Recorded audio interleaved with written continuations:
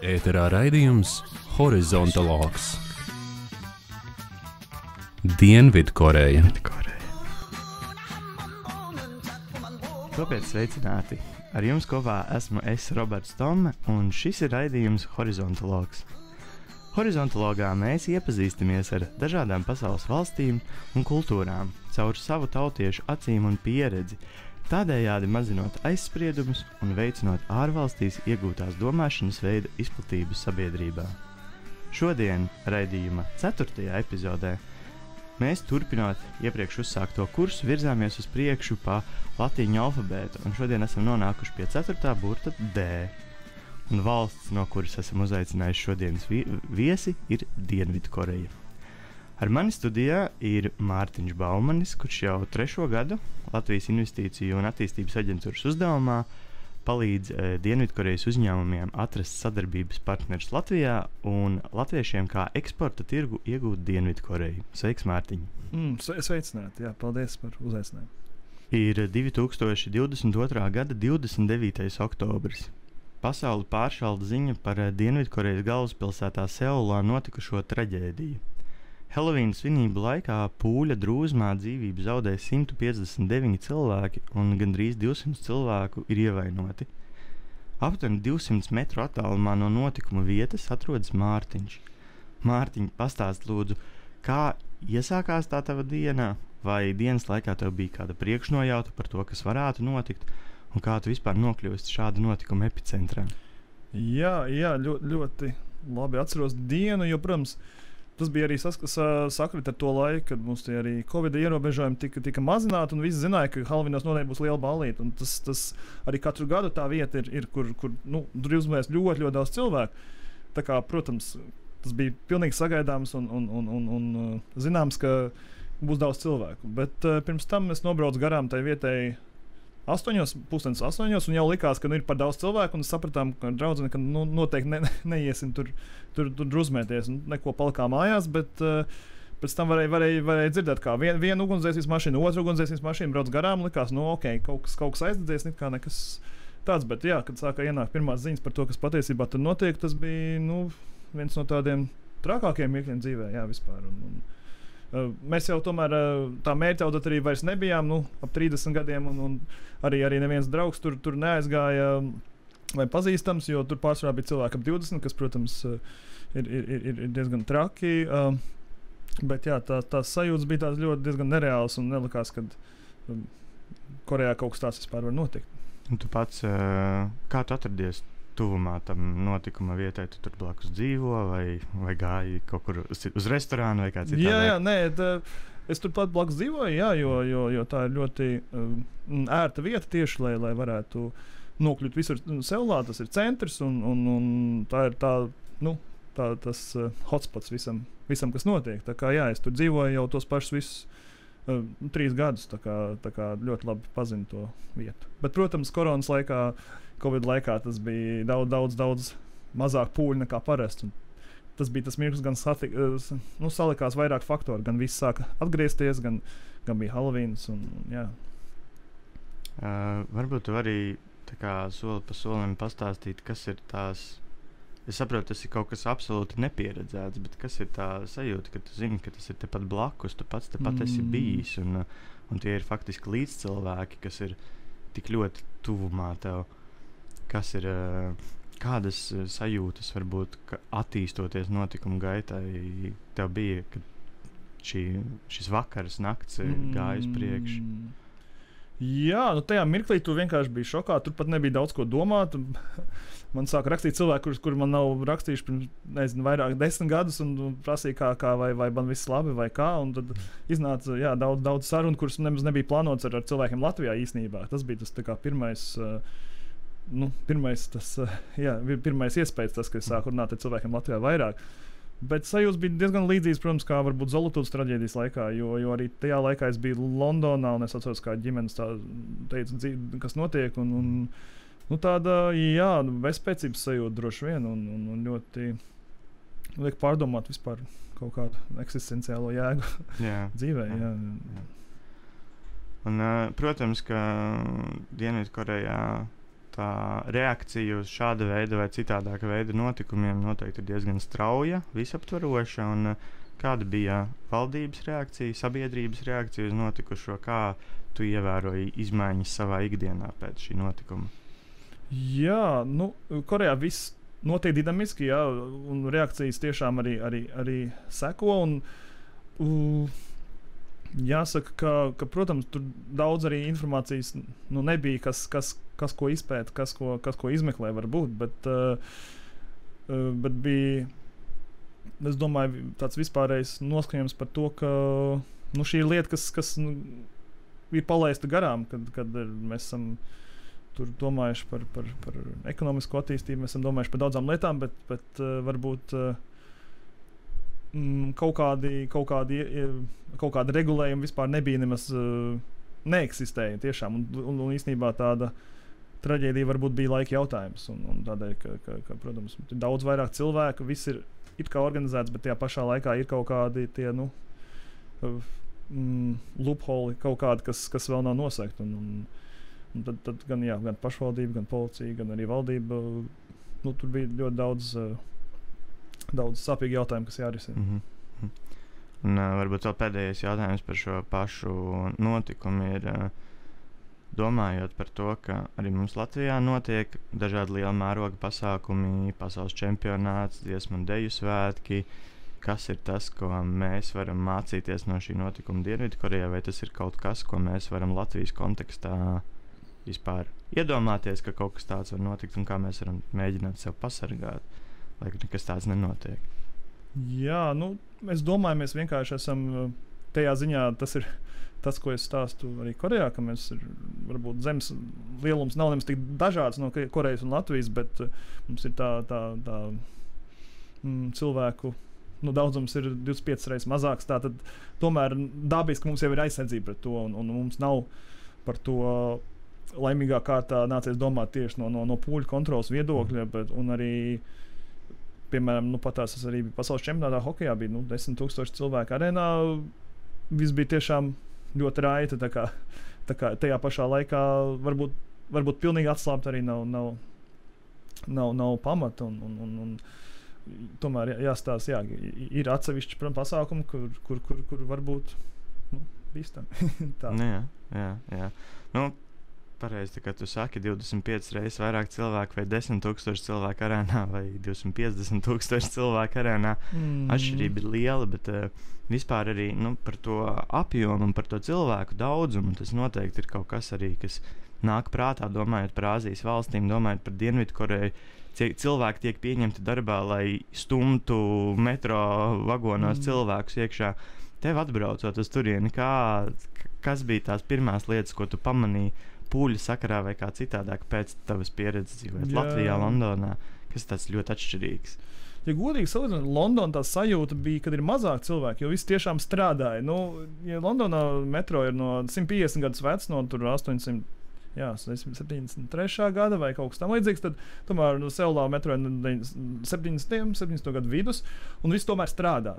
Tā, ka nav kaut kādu momentu, kad tu vienkārši viss apstājās un nekas nenotiek. Tā kā īstenībā tā organizācija bija ļoti laba, tieši transporta ziņā, tieši tas, lai cilvēki var tikt uz darbu.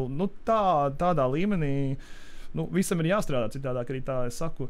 Korejā tomēr tā pirmā doma ir par ekonomisko attīstību vienmēr un tādas pamatlietas, lai tu vari aiziet uz darbu, lai tu vari ātri paēst, lai tu vari visas savas pamatvajadzības apmierināt, ir ļoti, ir izkalkulēts precīzi, tādā ziņā. Un tādā ziņā bija ļoti ērti patiesībā dzīvot arī sākumā. Bet tev ierodoties, kas ir tā kā pirmā lieta? Redzi, ka tas noteikti ir citādāk nekā dzīvojot Eiropā, kā dzīvojot Latvijā, Londonā.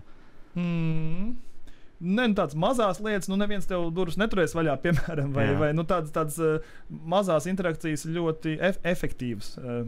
Nevis efektīvas, bet efektīvas. Jā. Tu saproti, ka tev laiks ir tieši tik, tev viņš ir. Un viss ir izdomāts tā, lai tavs laiks pietiktu tieši tik tev vajag. Vai vairāk neviens neko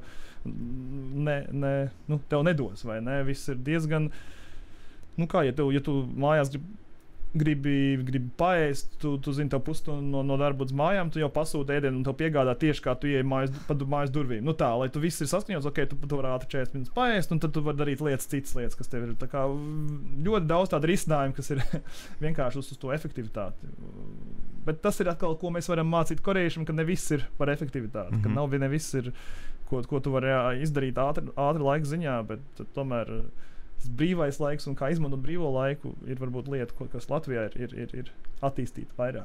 Un kāpēc ir šī apsēstība ar efektivitāti? Kāpēc? Protams, es arī tepat Latvijā dzīvojot, ir forši, ka tu nāc mājās un tev jau ēdiens gaida vai kā citādāk, bet es saprotu, tas ir tādā kulturālā līmenī. Nu, ka vajag visu super optimizēti, sarunas īsas par lietu un no kurienes tas nāk tavuprāt? Noteikti vērtības pēc kara, protams, Korejā pēc 48. gada. Es domāju, tā kara trauma un tas tā atslēga uz attīstību bija efektivitāte. Bija sākumā viņi pievērsās tur ķīmijas nozarei, pēc tam vairāk vielas industrijas, tur mašīnbūve un tas viss bija par to, lai varētu valsti celt, teiksim tā, un tas nav beidzies vēl projām. Es domāju, tas spars nav izbeidzies, un tagad viņiem ir jāsaprot, vai var IKP attīstīt vēl projām, tur, nezinu, vidēji 10% gadā, kas, protams, varbūt nav. Tā kā viss ir pakārtos tajā attīstībā, un šobrīd ir tas, ka jā, ir jāstāsta, kā vēl var attīstīties īstenībā, jo varbūt nav vairs naudas jautājums, ir dzīves kvalitātes jautājums, ir citādāk jautājumi priekšplānā. Interesanti, ka tā ekonomiska attīstība ir tik ārkārtīgi izteiktā priekšplānā Dienvidkorejā, un es domāju, varbūt arī salīdzinot ar mūsu pieredzi šeit Latvijā, vai mums vajadzētu prioritizēt šo jautājumu, vai tas var novest pie labākas cilvēku labklājības, vai arī varbūt gluži pretēji, tam noteikti ir kaut kādas arī negatīvās puses. Noteikti, ka ekonomiska attīstība ir pamatakmens arī labklājībai. Tur nav nekādu vispār jautājumu, bet mēs varam no Dienvidkorejas pieredzi redzēt, ka tomēr ir jādomā paralēli. Ir jādomā par dzīves kvalitāti, ir jādomā par ko tu darīsi ar to savu laiku, ko darīsi ar to savu naudu un tādā ziņā. Tāpēc man ļoti daudz mēs varam mācīties no Korejas ekonomiskā ziņā, bet ļoti daudz viņi var mums mācīties tieši kā izbaudīt dzīvi, kā nesteigties, kā bērniem ļaut tomēr būt vasaras nometnē, nevis mācīties 10 stundas dienā. Tādas lietas, un to arī viņi pamazām man paši saka. Nav arī tā, ka man ir jāsaka, nesteidzoties, ko jūs tur naudu pelnat, atpūtīsimies, bet jā, tas balans ir tā lieta, kas Latvijā katreiz atbraucot, tomēr jūt, ka tās vērtības arī ir bišķi balansētākas. Jā. Faktiski tad varētu teikt, ka, ja mēs meklējam to līdzsvaru, kā cilvēkiem dzīvot ir vislabāk, tad tu teiktu, ka tā pareiza atbilde ir starp to pieeju Latvijai un Dienvidkorejai, vai drīzāk Latvija ir tuvāk tai pieeja, un mēs jau esam kaut kādu līdzsvaru atraduši? Sajūta līmenī noteikti, ka līdzsvars ir Latvijā atrasts, tādā sajūta līmenī, bet tajā pašā laikā dzīvojot šeit mazāk, arī varbūt man tas skatījums ir pārāk mazliet rožains. Tāpēc arī cenšos vairāk būt, runāties ar cilvēkiem, jo ļoti vienkārši atbraukt pāris reizes gadā un sajusties, cik skaista daba, viss tik ļoti rožaini, bet patiesībā, jā, tā ekonomika un tās visas lietas, kas tomēr arī to ļauj īstenot. Tā kā nevarētu teikt, ka mēs esam izcilo balansu atraduši. Es domāju, tas drīzāk ir tā tendence un neaizmirst to, kas dzīvē, kāpēc mēs dzīvojam. Nevis, kādēļ mēs pelnam to naudu. Es gribu vēl pajautāt tev par tām sajūtām, tev atrodoties Dienvidkorejā, esot tajā lielajā tālumā no dzimtenes, un tās sajūtas ikdienā noteikti tur, vai tu izjūti kaut kādā mērā citādāku attieksmi no vietējiem cilvēkiem pret sevi, vai citādākas, gaišākas ādas krāsas dēļ, vai kā citādāk? Es esmu izjūtis drīzāk kaut kādas privilēģijas, kas man nekad nav, es neesmu neko tādu vēlējies, bet vienmēr, piemēram, pirmais iespējas bija aiziet uz frizētavu un teica, nē, tu esi ļoti, ļoti izskatīgs, es apgriezīšu tev matus pa brīvu, un es teicu, ok, bet tajā laikā es neiešu pie viņiem pa brīvu vienmēr griezt matus, vai ļoti daudz, jā, tu esi foreigner, tu esi tas citautietis, un tu no tā nevari īsti neatbrīvoties, vai tu runā korejski, vai nerunā korejski, tev seja ir tava pase, vai ne? un es esmu īstenībā pārsvarā tikai privileģijas izbaudījis, kas arī nav, ko es gribētu, bet jā, grūti sūdzēties par privileģijām, bet tajā pašā laikā, jā, ir momenti, ka tu vienkārši gribētu būt vienam no visiem un viss, un kad tev neviens nepievērš uzmanību, bet tāpat kā, treniņzālē arī, ja mums ir 30 cilvēki, un treneris, kas ir tā kā grupa nodarbība, vienmēr man kaut ko stāsta, jo, protams, varbūt tas viņiem liekas, ka es sliktāk jūtos, bet paldies, bet es uztraucos arī par pāriem 29 cilvēkiem, kas tur atnākuši un maksā naudu.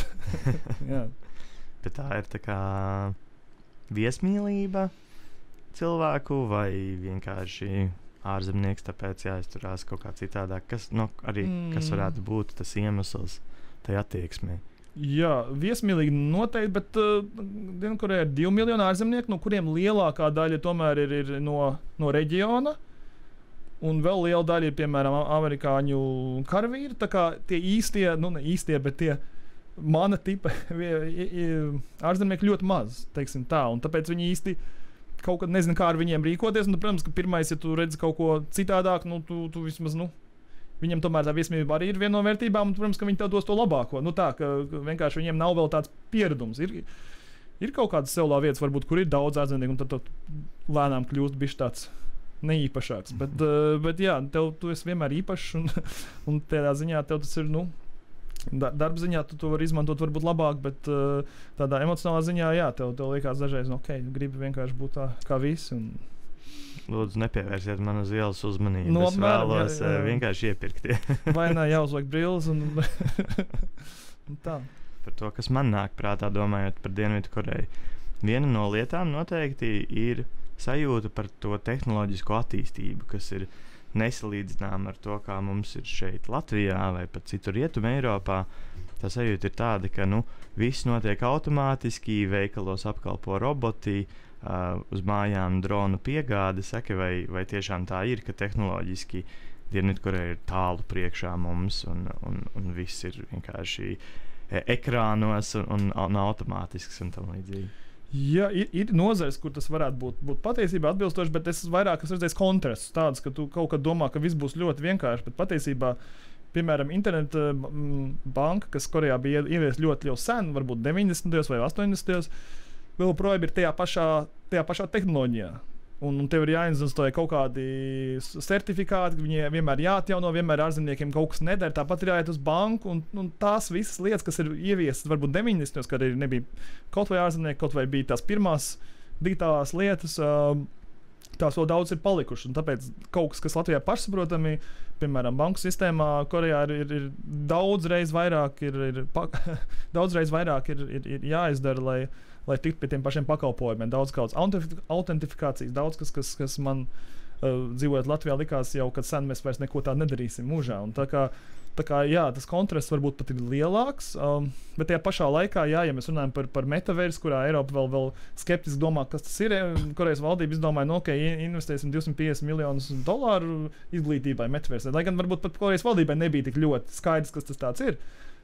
Bet tāda vēlme, mēs tagad ejam uz šito, izvēlamies visi ejam uz pilnu banku, arī bieži atmaksājās tādā ziņā. Un tāpēc jā, tas ir liels kontrasts.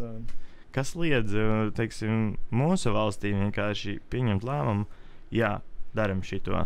Dienvidkoreja saka, tā ir lieta, iegulda 250 miljonus, un Latvijai arī vajag to darīt. Kāpēc mēs tā nerīkojamies? Jā, tur tas ir ne filozofisks jautājums, bet tas īstenībā ir filozofisks jautājums, jo Korejā tomēr vēl konfucianisms kā filozofija ir tautas tajā atmiņā. Viņa oficiāli nekur nav, bet ir tā, ka tavs augstāk stāvošais zina labāk. Un ja viņš paklausās no tevis, viņš saka, darīsim tā, mēs darīsim tā. Tā kā tā hierarhija kaut kādos momentos var ļoti nostrādāt, lai iekustinātu kādus procesus, vai ne? Kas gandrīz, jā, bet tomēr no Eiropā mēs esam pieraduši pie demokrātijas, pie viedokļu uzklausīšanas, pie tādas lēnākas virzības, kas, jā, liekas kaut kādos gadījumos ietaupa mūsu daudz nepatikšana, bet tajā pašā laikā ir lietas, kas vienkārši var nekustēties uz priekšu. Tādēļ, ka mums vajag tā kā saprast visus viedokļus, vai tad, visu uzklausīt, visu padomāt, bišķi vēl tādas lietas. Tā kā jā, es nevarētu viennozīmīgi pateikt, vai viena lieta ir labāka vai sliktāka patiesībā. Bet vienkārši tas nozīmē, ka Dienvidkoreja ir sagaidām kaut kādi ekstrēmi. Vai ne? Vai kaut kāds milzīgs fokus uz vienu lietu, un tad nebūs nekas. Jo, kā mums tagad pēdējā laikā ir Busanas Expo reklāma Korejā, un viņi pasauli braukā, un to arī viņi dara pilnīgā valdības līmenī. Tā ir pilnīga misija pieeja. Tas ir pilnīgi tā, ka tu redzi, ka viss valdības aparāts strādā uz to, lai Busanā būtu Expo 2030. gadā. Es domāju, mums tas droši vien būtu kāds skeptiskāks, vai mēs tiešām vajag ieguldīt tik daudz līdzekļu, lai to visu reklamētu, ja mēs pat nav garantija, mēs to dabūsim, un vai vispār tas ir tā vērts. Un jā, šajā Busanas gadījumā mēs redzam, ka ir ļoti vienkārši viss ir mobilizējuši uz to. Ja man, piemēram, Korejas kameras viceprezidents saka, mēs jums varam uzrīkot biznesa semināru, bet mums īstenībā visi darbinieki vienkārši viņiem jāreklamē Busanas Expo un tāpēc mums nav personāla. Piemēram, tas ir interesanti to redzēt no malas un saskarties. Jā. Vēl pakomentējot par to banku sistēmu atšķirību tehnoloģiski, kas sanāk, ir Latvijā mums daudz attīstītāka kā Dienvidkorejā. Protams, tajā brīdī, kad šī sistēma tika ieviesta, Latvijā mēs par kaut ko tādu pat sapņot nevarējām. 90. gadu sākums, un mums vēl tāls ceļš ejams domājot par internetu banku. Un, protams, ir skaidrs, ka to infrastruktūru ir jāizmanto, un tikai tad, kad viņa varbūt ir nolietojusies, tad ir laiks ieviest jaunu infrastruktūru. Un mums ir nācis arī par labu kaut kādā ziņā tas, ka mums tā infrastruktūra nav bijusi uzreiz. Arī, teiksim, ja mēs skatāmies uz optiskajiem kabeļiem, tad Latvijā arī mēs esam krietni vēlāk iesaistījušies šajā interneta infrastruktūras izbūvē, bet tas ir ļāvis īstenībā daudz ātrāku interneta ātrumu nodrošināt. Un tas ir arī, protams, lieta, kas Dienvidkorejā ir viens no ātrākajiem interneta ātrumiem. Vai tas ir arī rezultāts vēlā infrastruktūras ieviešanai, vai atkal mērķtiecīga doma par to, ka šī tehnoloģija ir pamata infrastruktūra, kas palīdz ekonomiskai izaugsmē? Jā, noteikti tas ir mērķtiecīgs politikas rezultāts 100%, jo, ja mēs skatāmies, kad Koreja sāka ar ķīmisko materiālu ražošanu, varbūt tekstilu, tad viņi pārgāja uz mašīnu būvu un pēc tam pārgāja uz IKT tehnoloģijām. Noteikti, ka es neesmu pētījis, bet 100%, ja viņi domā, ja mēs saražosim daudz telefonu, saražosim tik daudz IKT hardware dzelžus, tad kas tos visus lietos un kā mēs to visu, protams, tas bija vienkārši noteikti jau paredzēts pirms tam, ka tas uz to mēs arī iesim. Kas Latvijā atkal, jā, mums ir mobilē dati, ir tomēr daudz brīvāk nekā Korejā, tur viņi vēl, protams, skaita gigabaitus un megabaitus un domā, kā ieviest 5G un kā to visu, kā no tā nopelnīt arī ar lietotājiem. Jā, tā kā par internetu noteikti tas ir rokā ar vietējo industriju atbalstīšanu. Jā, es domāju, ka šis ir labs brīdis mums atvērt telpu un noklausīties pirmo no dziesmām, kas nāk no Dienvidkorejas. Mārtiņš mums palīdzēja šo dziesmu atrast, un tagad piedāvājam to noklausīties arī mūsu auditorijai.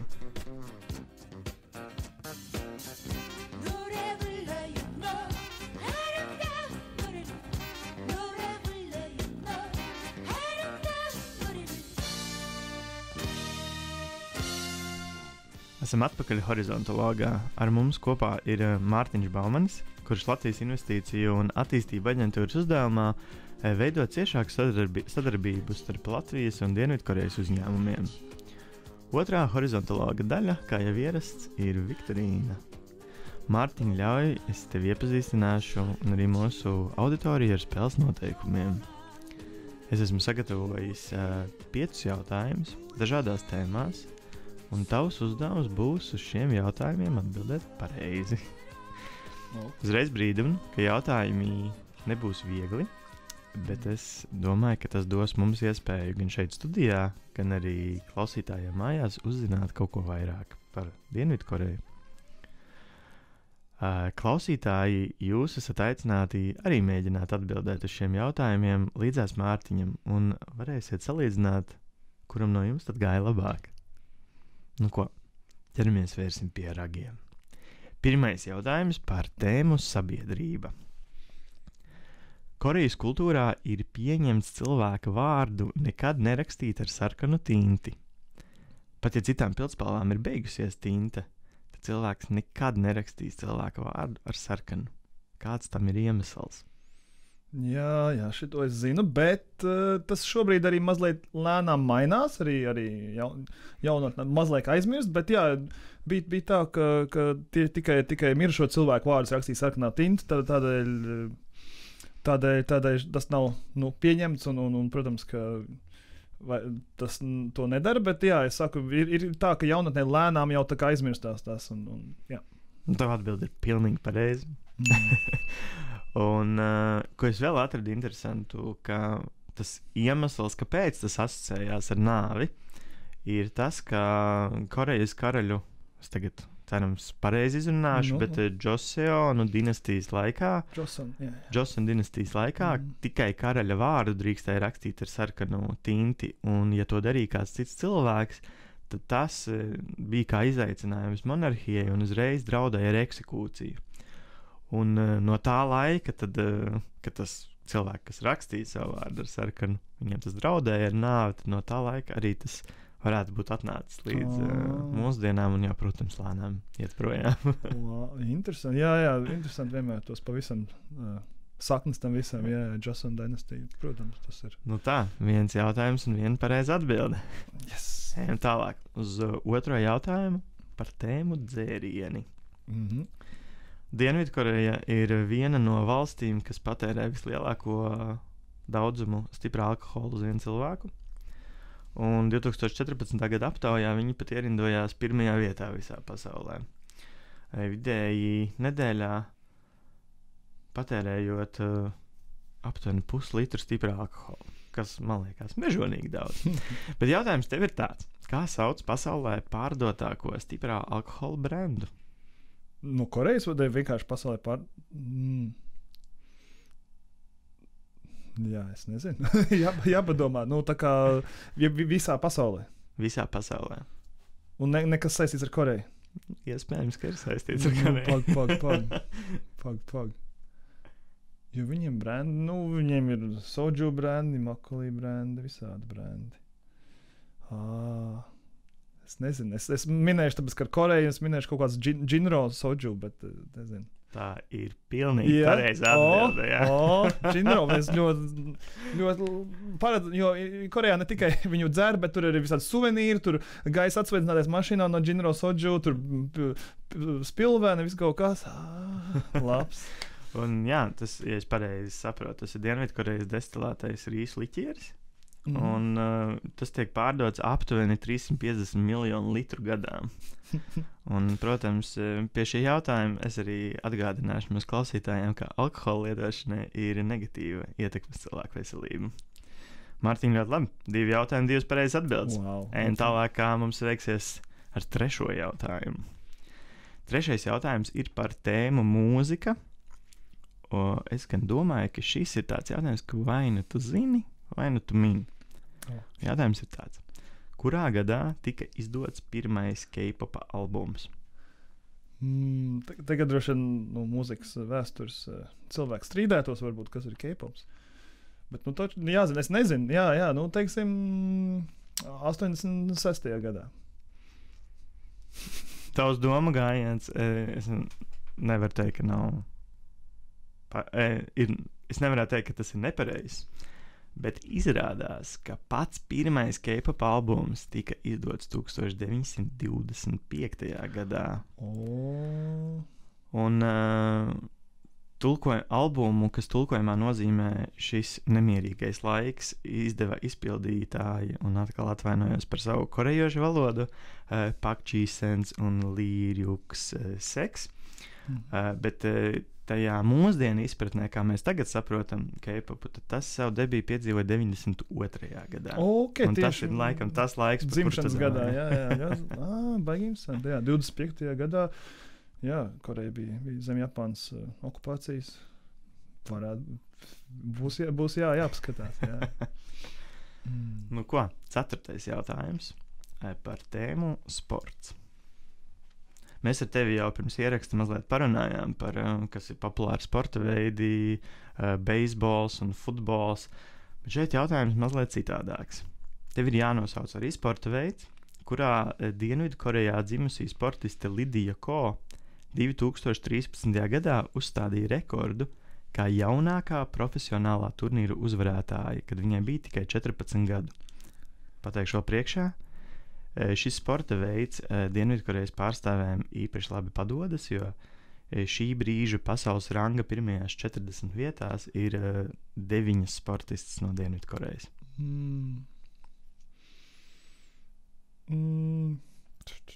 Nebija kaut kāda lokšaušana? Vai?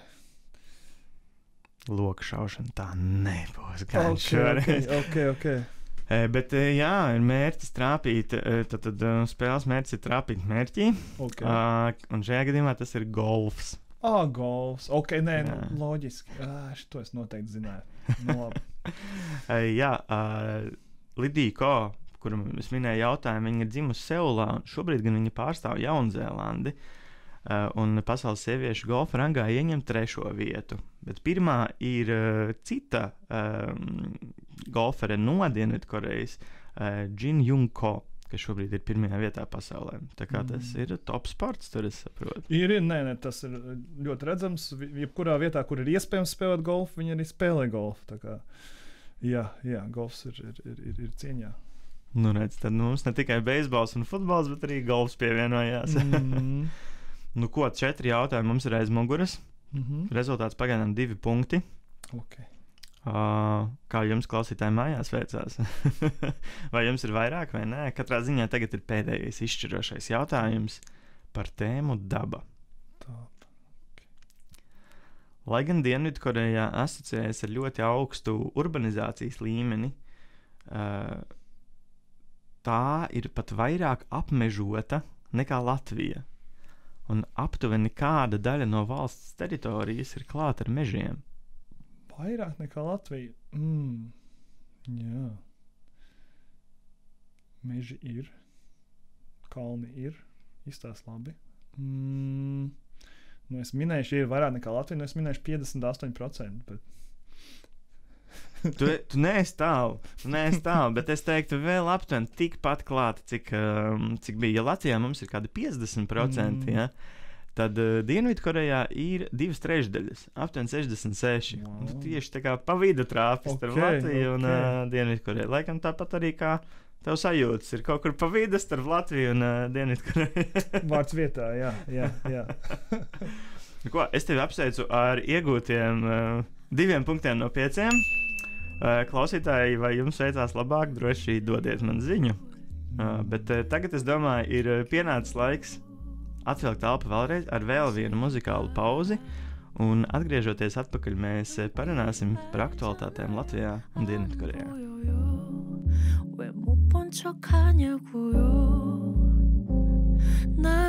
언제나 그랬어 당신만 쭉 바라봤어 넌 언제 그랬냐 역정을 Esam atpakaļ horizontālā noklausījušies lielisku muzikālu skaņdarbu no Dienvidkorejas, kuru mums ieteicis Mārtiņš Baumanis, kurš dzīvo Dienvidkorejā jau 3. gadu.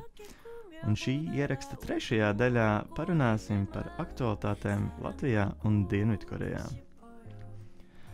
Jau pavisam drīz Latvijā norisināsies vispārējie dziesmu un deju svētki.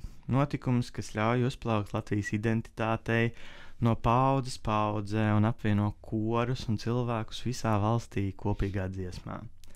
Es zinu, ka arī tu pats esi ar mūziku uz tu, un varbūt tu vari pastāstīt, kā tu redzi dziesmas un mūzikas nozīmi Latvijas kultūrā, un kā tu vari to salīdzināt ar mūzikas nozīmi Dienvidkorejas kultūrā.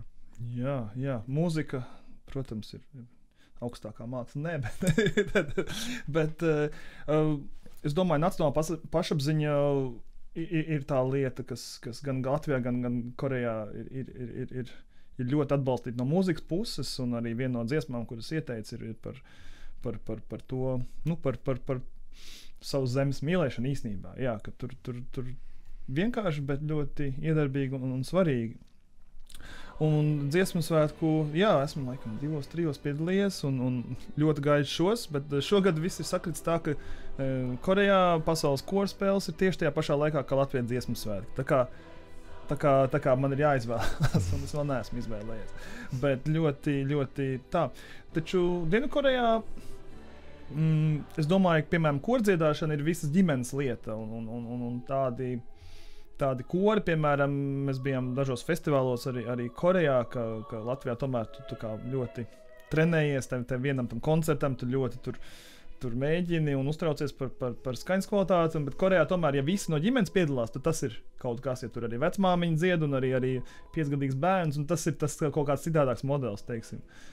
Tā, bet ne tikai Korejā, arī pirms tam Londonā, kad es dzīvoju, es ik pa laikam sapratu, ka tā tomēr mums ir milzīga unikalitāte, ka mēs varam iet muzikas skolā, ka mēs varam dziedāt bez milzīgu tēriņu iesaistīšanas, ka tas viss ir tomēr valsts atbalstīts, un man tas likās ļoti pašsaprotam. Tev kāds velk uz kori, kāds jau par to droši vien maksā, un viss ir tikai tev vienīgais, kas slinkums vai nevēlēšanās. Bet tomēr arī Korejā tomēr ar to pietiekami augstāku līmeni, kā amatieri nodarbojas pietiekami turīgi ģimeņu bērni, un tāpēc ļoti visu laiku novērtē to, kā Latvijā tomēr jebkurš var dziedāt un saņemt to izglītību un pēc tam dziedāt savā dušā labākā kvalitātē nekā pirms tam. Jā. Latvijā mums ir tas viens centrālais notikums, uz kuru visi gatavojās, un šīs skates, un tas arī varbūt kaut kādu to profesionālisma līmeni mazliet notiek, jo ir tā sādsecība starp koriem, kurš tiks un kurš netiks uz dziesmu svētkiem. Vai Korejā ir kaut kāds līdzīgs notikums, vai kas ir tas, kam gatavojās kori tur? Jā, kur ir ļoti daudz festivālu. Nav viens festivāls, bet ir daudz festivālu. Katrā pilsētā notiek dziesmu festivāli pārsvarā ģimenēm, un tas ir tas, uz kuru dažreiz ir būts. Bet jā, tāda viena ir prezidenta kausa izcīņa tieši koru ziņā, arī amatieru koriem, kas ir ļoti interesanta. Un tur tas līmenis arī ir augsts, bet jā, tas daudz un dažādi festivāli notiek, gan puķu festivāli, gan mūzikas festivāli. Tur ļoti daudz šķautnēņu. Jā, nav viens tāds milzīgs olimpiskās spēles, ko es vienmēr stāstu Korejā, ka tās ir dziedāšanas olimpiskās spēles. Jā. Faktiski tādā, negluži hobija līmenī, bet tas vairāk tāds tuvāks sabiedrībai varbūt kaut kādā mērā, jo mums jau tie dziesmu svētki, tiešām, kā tu saki, olimpiskās spēles profesionāli jāskatās, ir pa televizoru klāt uz vietas, reti kurš var tikt, jo biļešu skaits ir ierobežots un gribētāji ir visa valsts, un valstī arī ir runa par to, ka tagad dziesmu svētki ir palikuši tik komercializēti un biļetes ir paliek aizvien dārgākas un uz tām nevar tikt.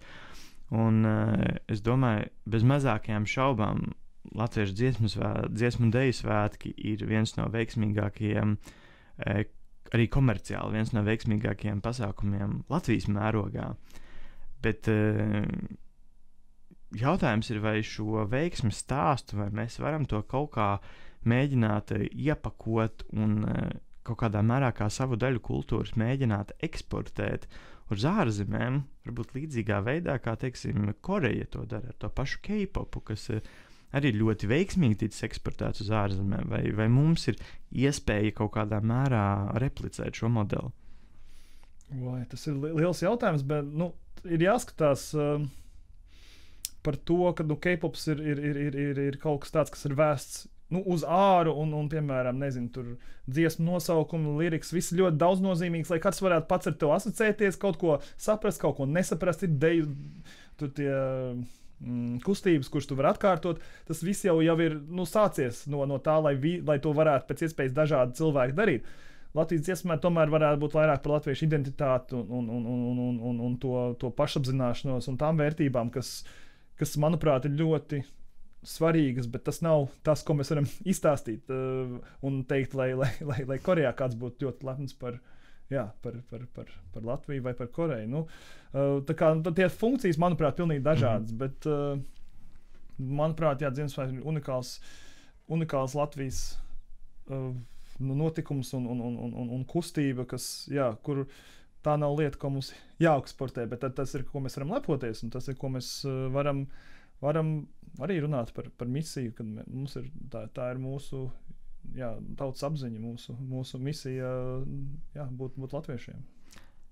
Vai tavs viedoklis ir vairāk tāds, ka mums noteikti nevajadzētu mēģināt šo eksportēt un parādīt ārzemēm, jo tā ir mūsu lieta, vai vairāk tajā izpildījumā, kas mums šobrīd ir, tas nav īsti atbilstoši, bet mēs varētu to, kā tas šobrīd ir, to saglabāt sev, bet varbūt mēs varam pielikt klāt kaut kādus elementus, kurus mēs varētu eksportēt, jo man liekas, globālā mērogā šis notikums ir diezgan unikāls, un tas ir kaut kas noteikti varētu likties interesanti ļoti daudziem cilvēkiem pasaulē.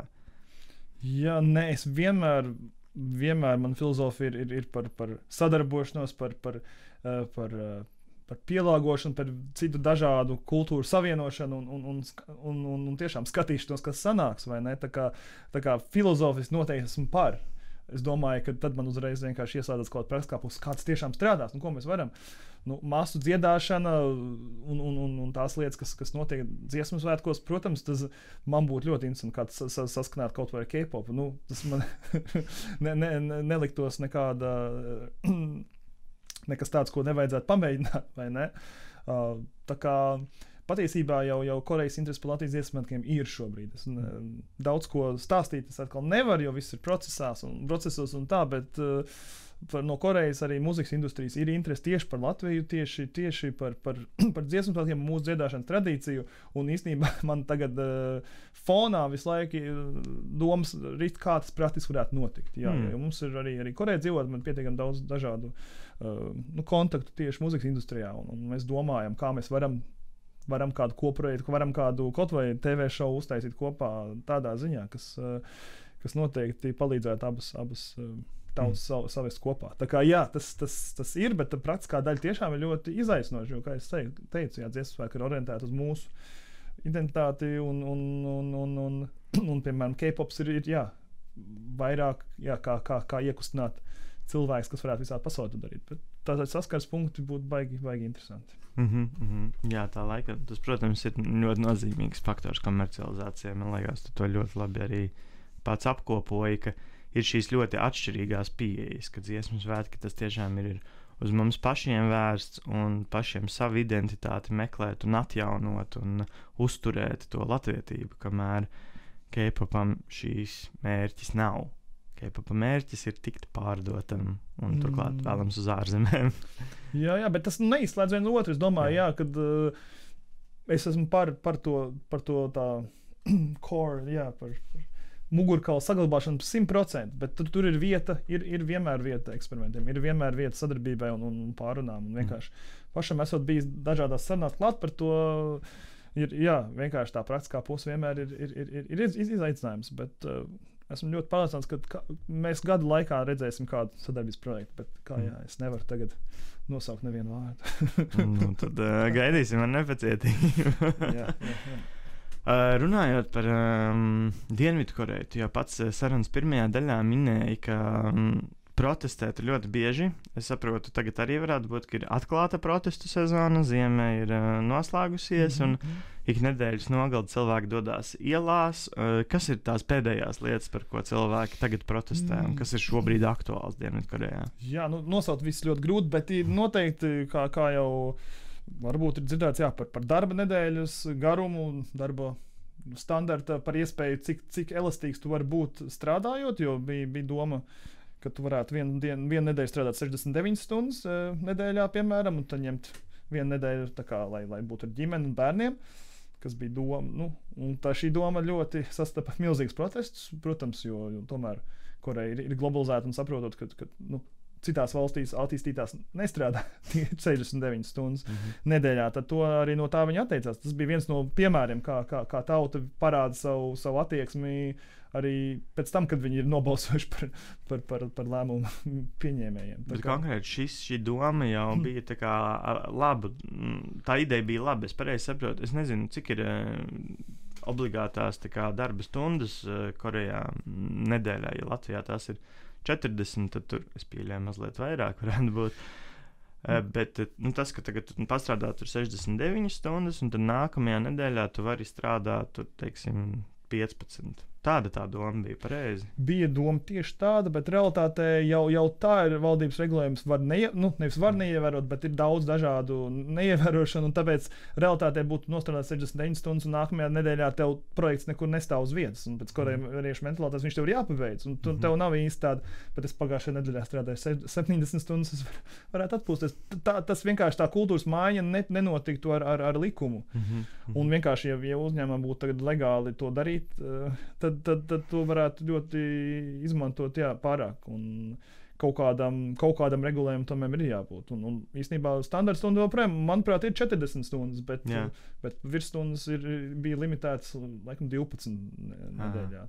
Okay. No kurienes nāk šī apsēstība ar to strādāšanu? Mēs runājam ļoti augstā līmenī, ka politiskā līmenī ir mērķtiecība uz tehnoloģisku attīstību, uz ekonomisku izaugsmi un ka tas kopumā uzlabo to labklājību. Bet tādā individuālā līmenī, katram cilvēkam, kas tos cilvēkus piespiež iet un strādāt 70 stundas nedēļā? Kultūra, es domāju, tās pašas vērtības, ka tev sacensības ir visur. Sacensības, ja tev arī bērniem ir sacensības, kurš varētu vairāk naudas iztērēt viņu izglītībā. Tieši naudas vairāk, tur, protams, tas ir stundas, bet tā sacensības gars ir ļoti manāms, un kulturāli tā lavīna bija iesākusies, un tagad viņi nevar īsti apstādināt tādā ziņā, un tāpēc to kurienes tāpat atbildot, joprojām ir augstā līmenī tādā ziņā, ja tā misija bija, viņu nevar vienkārši kancelēt. Nevar tagad izdomāt, ka mums būs 4 stundu darba nedēļa. Tā kā tas vienkārši. Un arī tas, ka darba tās 40 stundas vai 60 stundas neietver arī obligātu, piemēram, pasēdēšanu ar tavu bosu, kas ir ceturtdienās, piemēram, jābūt. Tu vienkārši ir jābūt. Nevar neiet pēc darba uz restorānu, piemēram. Visas tās lietas, kas tu kulturāli tev ir, darbs pirmajā vietā, jā. Faktiski dzīve ir ļoti pakārtota darbam, un es arī vakar uzmetu acis virsū dažādām interneta bildēm, ka tagad topā ir mileniāļu paudzes un arī jau nākamās paudzes cilvēkiem dodoties uz darba vietu, to mēģināt iekārtot tādu mājīgāku, ar dažādiem maziem elementiem, izkrāšņot to savu galdu, lai nav tikai pliks dators un ekrāns un klaviatūra, bet lai ir tā sajūta, ka tu jūties kā savā vietiņā, kā mazliet kā mājās, kas, protams, varbūt samazina kaut kādā mērā stresu, bet tāpat laikā tas tāpat nenotiek mājās, tas ir darbā, un tas tikai tā kultūra turpinās. Jā, tu gribi to robežu baigi tā sapludināt, ka tev liekas, tu labi jūties, tik labi jūties, ka var nostrādāt 69 stundas nedēļā, bet es domāju, ka daudz kur jau tomēr saprotam, ka runa ir par produktivitāti, un jautājums ir, nevis OECD, kurš visvairāk stundas nostādā, bet kuram ir tā lielāka produktivitāte. Un tur Koreja ar visiem saviem, piemēram, restorānu apmeklējumiem pēc darba ir apmēram vienā no zemākajām vietām tieši OECD, un tas ir jautājums, kā jūs varat strādāt tomēr cilvēciski un kāpināt produktivitāti. Tas arī, es domāju, visas valsts tomēr produktivitāte ir tas uz ko mēs varētu koncentrēties. Jā, protams, tas jau īstenībā ir tas labklājības rezultāts, vai ne tik daudz ekonomiskā izaugsme, cik mēs spējam produktīvi šo ekonomisko izaugsmi sasniegt, bet ieguldot, cerams, mazākas pūles un strādājot varbūt 4 dienas darba nedēļā, nevis 6-7, kā tas varbūt ir.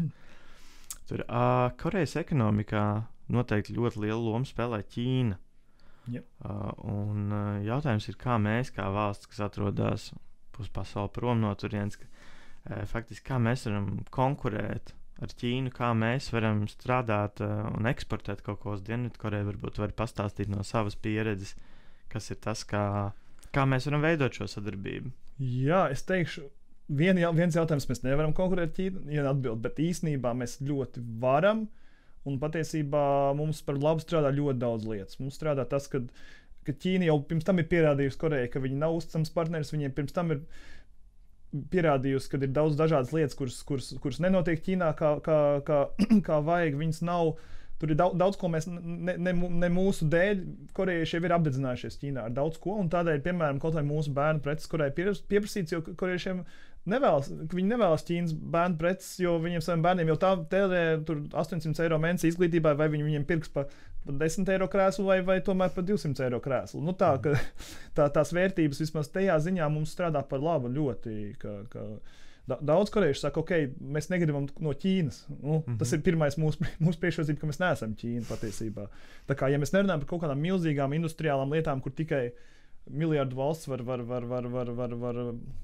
ražot, tas jau mums ir priekšrocība, ka mēs neesam Ķīna. Drīzāk mums ir jākonkurē, protams, ar citām Eiropas valstīm un citām pasaules valstīm, protams. Tas būtu tas ideālais izaicinājums, bet tieši Ķīnas mums ir mūsu priekšrocība, ka mēs neesam Ķīna. Tur nav īsti raķešu zinātne tādā ziņā. Un kas ir tā iespēja, ko mums dod šī iespēja sadarboties ar Dienvidkoreju? Jo atkal cilvēkiem varētu likties, tas ir tāds attālums, mums jau taču tepat ir pilns ar dažādiem sadarbības partneriem Eiropas Savienībā.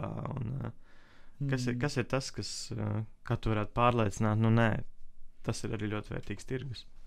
Jā, es domāju, ka uzņēmumi, kas pie manis vēršās, jau eksportē ļoti veiksmīgi uz Eiropu, vai ne? Un tie ir tirgus, kas viņiem ir atklāti, bet Korejas tirgus ir pilnīgi kā viena ļoti turīga Eiropas valsts, piemēram, vai Vācija vai Francija. Tur ir tieši tirgus ziņā apjoms ir tieši līdzīgs, bet teiksim tā kā tas ieejas punkts ir patiesībā grūtāks un ilgāks, tad arī tomēr konkurence ir mazāka. Un, piemēram, ar tādu cilvēku palīdzību kā es, piemēram, ja mēs kopā varam uzsākt to ceļojumu, lai tiktu līdz tam tirgumu, es domāju, tas ir ļoti, tam varētu būt tiešām liela atdeve, jo arī korejiešiem, es saku, tas bizness ir liela ieejas barjera, bet tad viņi arī tev uzticās, tad arī viņi tev sadarbojās ilgtermiņā, un tev Eiropā tev kaut kas nenotiek, uz kādu citu Eiropas piegādātāju, tad tu vari nomainīt, vai ne, bet Korejā tomēr, ja tev parasti mēs arī izējam uz unikalitāti, kad mēs pārdodam Koreju, kas nav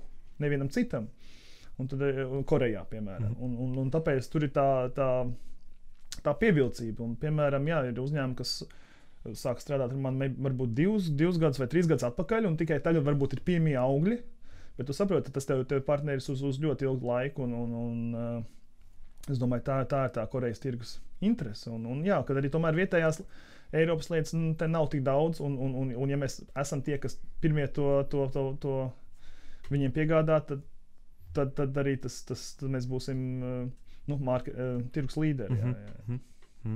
Ir kādi labi piemēri no Latvijas precēm, kas tiek izmantotas Dienvidkorejā?